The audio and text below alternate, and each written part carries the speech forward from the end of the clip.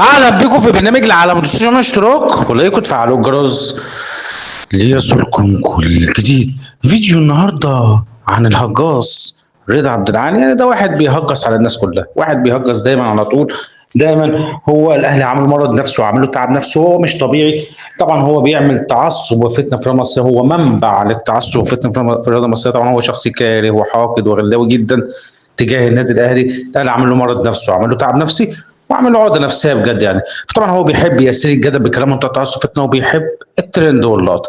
فطبعا هجاص رضا عبد العال طبعا هو بيقول كلام بشع عن النادي الاهلي، كلام غير محترم عن النادي الاهلي، كلامه بينم عن التعصب فتنه في الرياضه المصريه. فطبعا هو بيقول كلام كله كذب وافتراءات عن النادي الاهلي، بيقول حاجات اصلا مش موجوده على ارض الواقع، بيقول حاجات يعني من وحي خياله.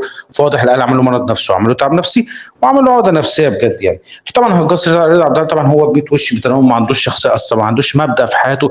في تلاقيه هو منافق ومدلس وكذاب، وان هو بيكره وبيغل وبيحقد. والشر من تجاه النادي الاهلي. النادي الاهلي عمل له مشكله وعمل له عقده من سنين، لان هو بيكره وبيغل تجاه نادي الاهلي.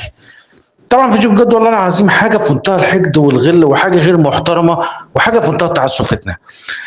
تعال شوف معايا كده. بقى هقول ماتش لك حاجه. الترجي استنى انا ماليش دعوه بماتش الترجي. نهائي.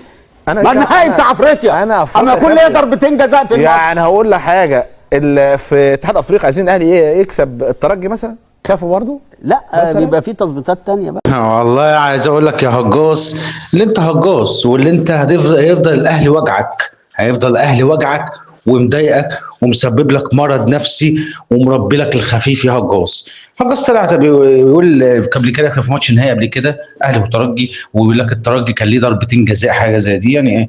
حاجه اصلا من دماغه، من وحي خياله، ومفيش الكلام ده اصلا، ولا الترجي كان ليه ضربه جزاء ولا ضربتين جزاء ولا في الكلام ده. هو بس بيخترع الكلام ده، وطبعا من وحي خياله. ويعني طلع بيقول على الهوا كده امام المشاهدين منتهى التعصب والفتنه في الرياضه المصريه.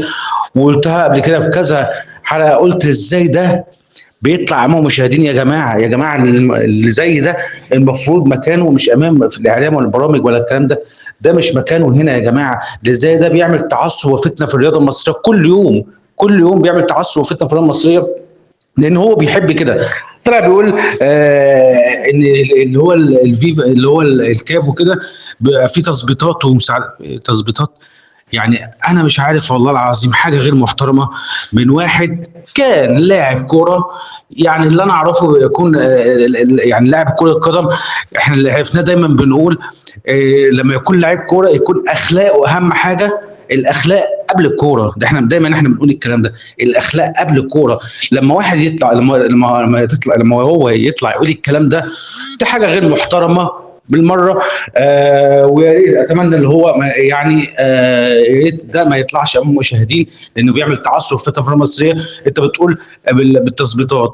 يعني عايز اقول لك بس يا هجاص، الزمالك في بطوله الكونفدراليه كان بيخلق، كان بيحصل تظبيطات، وكان كان بيكسب وكان بيعدي، وكان بتحصل تظبيطات يا هجاص. لكن انت مش هتتكلم على الزمالك، لان الاهلي وجعك ومضايقك ومربي لك الخفيف وعمل لك مرض نفسي وتعب نفسي يا هجاص. فطبعا الهجاص طبعا هو طبعا قلت لكم بيحب يسير كده بكلام بتاع تعصب فتنه، وبيحب الترند واللقطه.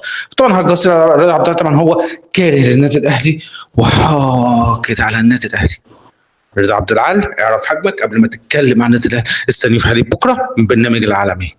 السلام عليكم.